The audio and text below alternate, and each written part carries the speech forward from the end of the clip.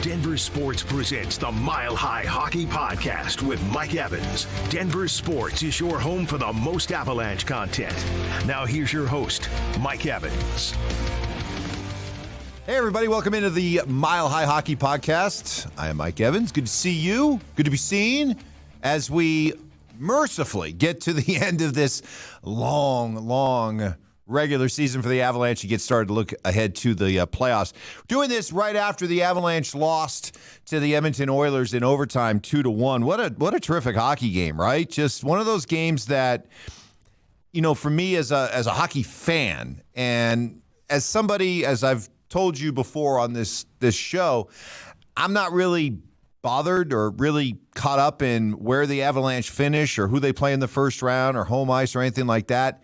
So I guess since I'm not exactly grinding over these final regular season games, it sort of freed me up to just kind of sit back and watch that Oilers game just as a hockey fan. And boy, did I loved it. I loved it. It was entertaining, two high-octane teams, a lot of firepower on the ice. You realize this was the first time since the 80s that you had a game featuring 5 players on the ice with 100 more points. The Avs, of course, with Mikko Rantanen and Nathan MacKinnon.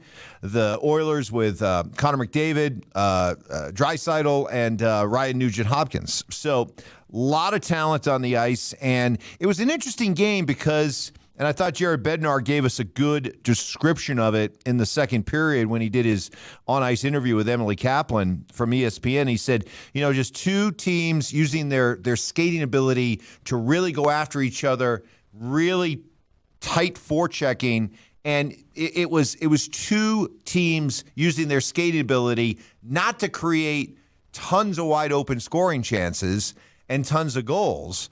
It was really two teams using their ability to skate and to really get after each other defensively and to go after each other in a very intense, low-scoring game that wasn't decided until overtime.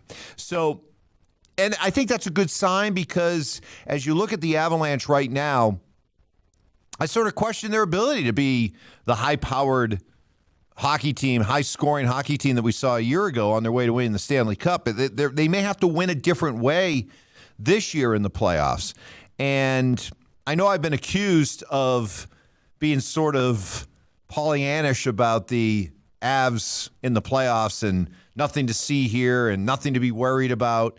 And don't get me wrong, I haven't changed that. I still don't believe, I haven't yet to be able to identify a team in the West that I think can beat this team 4 times in a best of 7. And a lot of times the argument is framed, well, you know, who's going to be tough to get by? Who could make the Avs sweat? Who could give the Avs a scare? You know, you're describing everything right up until being able to say this is the team that I believe is going to beat the Avalanche 4 times.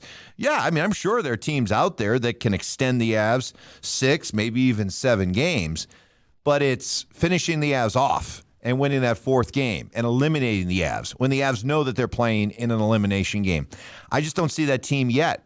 I don't see it in Dallas. I don't see it in Minnesota. I don't see it in the Kraken.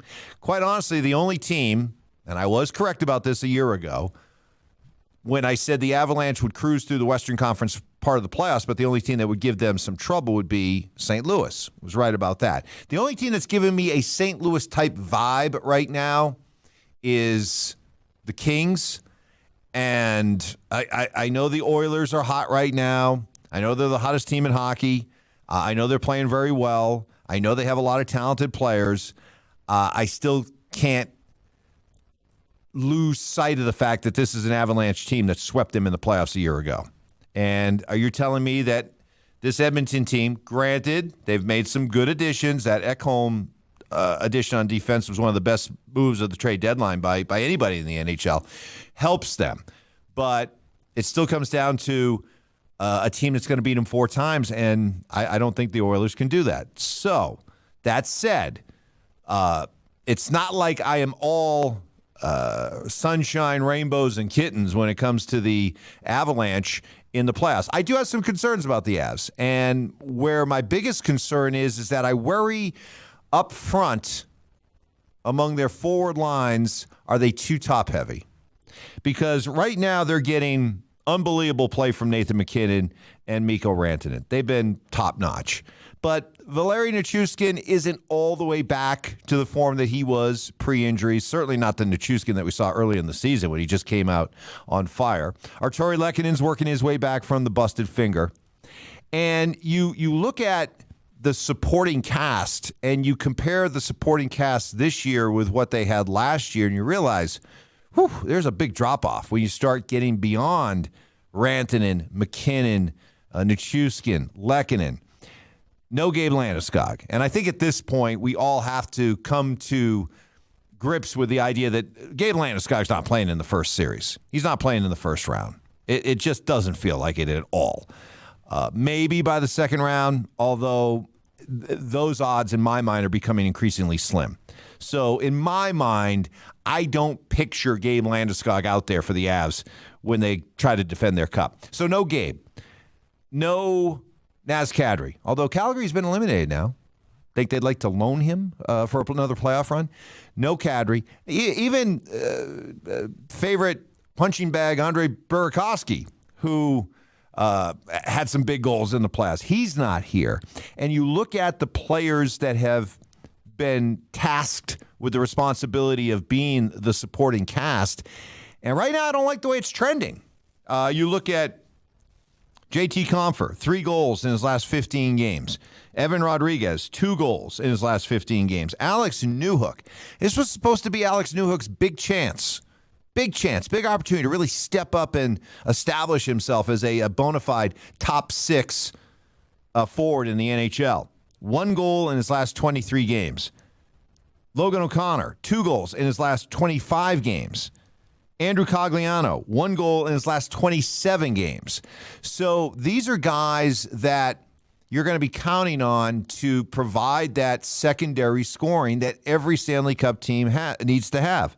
Lars Eller has been, so-so since they got him. So you're looking at a team that last year had a lot of firepower to go along with McKinnon and Rantanen, and this year it's not the same. Defensively, especially with the news that it looks like Cale Makar and Josh Manson will both be back for the playoffs, I don't worry about the Avs defensively, and that's good because they are going to have to rely a lot on their defensemen in these playoffs to score, to create offense, as well as doing what they do defensively. Alexander Georgiev is going to have to be better than Darcy Kemper was along the way to winning a Stanley Cup. So it's just going to be a different way that the Avs are going to have to win this year in the playoffs. I don't think it's going to be the same as it was a year ago. They're just missing too many key guys from last year's team. They're going to have to win a different way. They're going to have to win. I think it's going to be a little lower scoring, a little bit more emphasis on defense. They're going to have to get unexpected or extra offensive contributions from their defensemen, which, on paper is something that you should be able to expect. Like I'm talking about, not having a Gabe Landeskog or not having a Naz Kadri and how that's different from last year's team. But I'll tell you what's also different from last year's team. Bo Byram is prepared to do things offensively in this playoff run that he wasn't prepared to do a year ago. And you give me a healthy Cale Makar with the idea that, hey, Cale, I need you to do a little bit more offensively this time around than maybe last year where you were already really good offensively. I need you to do a little bit more. You know what? I think he's got that in his reservoir to be able to do that. So it's not like everything is perfect when I look at the Avalanche, but I do see still a lot to like about this team. And it doesn't matter who they're going to play or where. Now, if we're going to play the game, and I know we've been doing a lot of this with the Nuggets, who would you like to avoid and all that? I guess we could play that game when it comes to the Avs. By virtue of that win over Edmonton and Minnesota losing to Winnipeg, that the Avs will have home ice in the first round of the playoffs, for sure. That's been clinched as we're doing this podcast. It now comes down to, will they finish first? Will they hold off Dallas? Will they finish first in the Central and play the Kraken in the first round? Or do they get overtaken by Dallas and play Minnesota in the first round? Either way, they're going to have home ice. Then it comes down to, who do you want to play? Do you want to play Seattle Do you want to play Minnesota? Who do you want to play? It really doesn't matter to me. Although it's funny because the idea of you got to finish first. You got to finish first to make sure that you avoid having to go through Dallas and Minnesota. Again, I don't know quite what these two teams have done recently to justify the boogeyman status that they've achieved in the eyes of some Avalanche fans, especially the Wild. And it's funny when I bring up the Wild, they're like, well, they ended Patrick Waugh's career, and they beat the Avalanche team that Patrick Waugh was coaching. Folks, we're talking about like 20 years ago. We're talking 10 years ago. Why the recency? Why are we bringing events that are a decade to 2 decades old into this discussion? That has nothing to do with this current Avalanche team. There's nothing about the Minnesota Wild that they have any kind of hold over this current group of Avalanche. So I don't quite get that. I mean, you're talking about the Matt Duchene Avalanche. I mean, come on now. Let's not compare that group with this group that we've seen over the last couple of years. It's apples and oranges. So I don't sweat the Wild. I don't sweat Dallas. And it's funny, too, because, you think about how important some people believe winning the division is. Well, winning the division could put you in a position where you play either a Kraken team in the first round who has and I get it, they're a second-year expansion team. But come on, we know enough as good hockey fans to know that the way that these expansion teams are being built now, they are being built so quickly that they can compete right away. Think about it. The last 2 expansion teams in the NHL, Vegas Knights, who went to the Stanley Cup Finals in their first year, and the Seattle Kraken, who have over 100 points and are going to be in the playoffs in their second year. These are not your grandfather's expansion teams that just get put together with a bunch of retreads and young guys and get their heads kicked in for 10 years before they finally figure out. No. In the hockey, you can, with the dispersal draft and everything like that, shrewd trades, the Vegas model, you can put up an expansion team together that can compete quickly. Seattle's doing that. Plus, they've proven to be really good on the road. They got one of the best road records in the NHL. So is that necessarily something that you root for as an Avalanche fan? And by the way, Seattle could still overtake Los Angeles, and you could be getting Los Angeles in the first round. And see my comments from earlier about, do you really want to play L.A. in the first round? So, really what it comes down to is, again, there's not a team that I look at that can beat the Avs 4 times in a series. And if you start talking about Dallas, well, I guess in this case, if you start talking about Minnesota, Seattle, L.A. as a first-round opponent, and the idea that, do you want to avoid going Minnesota, Dallas, in back-to-back rounds? I'm sorry, I just can't summon up the angst about this. If we're talking about concerns for the playoffs, and this is why I'm one that looks at going for the division title as being perhaps counterproductive, because if you are going hard for the division title, if you somehow think that's important, okay, on one hand, what you're doing is you're ensuring that your team is going to be engaged right up until the end, and they should be engaged once the playoffs begin. Although didn't last year's Avs team prove that that's not that important? The Avs struggled down the stretch and then flipped the switch, and we know what happened after that. But at the expense of going for the division title and feeling and treating these games like they're important, what you are doing is you're putting guys like Mikko Rantanen and Nathan MacKinnon out there playing hard hockey, right through to the end. And I know what I'm about to say is kind of hypocritical, because I'm somebody that rails against the NBA and its load management, but there is something to be gained by knowing that you're going to be in the playoffs and taking the opportunity during that final week to rest some of your key guys. Because you got to play the long game if you're Jared Bednar and the Avs. You can't get so caught up in this tunnel vision of how important you think it may be to win the division and burn out your stars in the process. You tell me what's more important, going all out to win the division or making sure that you have Nathan McKinnon and Mikko Rantanen ready to roll for the next 2.5 months. What's more important? And yeah, I can probably hear some of you right now watching this say, "Wow, Mikko Rantanen and Nathan McKinnon, they're in the prime of their careers and they're not going to get worn out. These guys are cyborgs. I mean, they can play all night." Really? Can they? Because you're going to have teams that you know are going to be playing the Avs and having a chance to just scout the Avs, and their game plans are going to be simple. For all the reasons I just mentioned earlier about how some of the supporting cast has not stepped up and taken advantage of the opportunity given to them, what would be your game plan if you were playing the Avalanche? I would try to work over Nathan McKinnon and Mikko Rantanen as much as possible. I'd be physical with them. I'd send multiple guys after them. I would do anything I could to wear these guys down. And if you're going to be looking at a approach like that, game after game, round after round, is it going to catch up to them? I can't imagine it wouldn't. And if you have a chance to somehow mitigate that a little bit by maybe giving some of these guys some games off coming down the stretch, would that be smart in the long run versus the immediate goal of trying to go out and get and win the Central Division? You're taking short-term goals, but at what kind of long-term expense? So that's my opinion on that.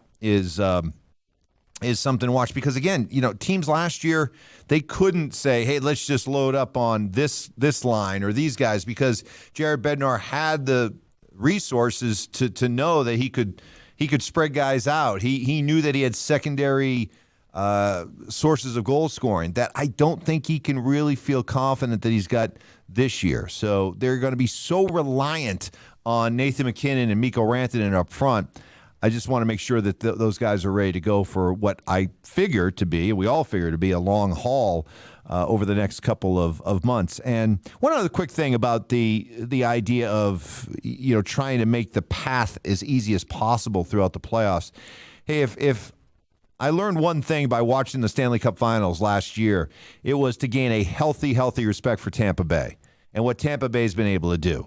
I mean, you're talking about going back-to-back, going to a third straight Stanley Cup final during these days of COVID where schedules were compressed and off-seasons were compressed, and they played long series, and yet it didn't matter, right? I mean, hockey players just play, and somehow they found a way to tap into some kind of reserve, and here they were beating the Avs in Game 5 and extending that series back to Tampa for Game 6. So Tampa is a real good benchmark for what I believe we should expect of the Avalanche. And just because the Avalanche won the Stanley Cup, it does not.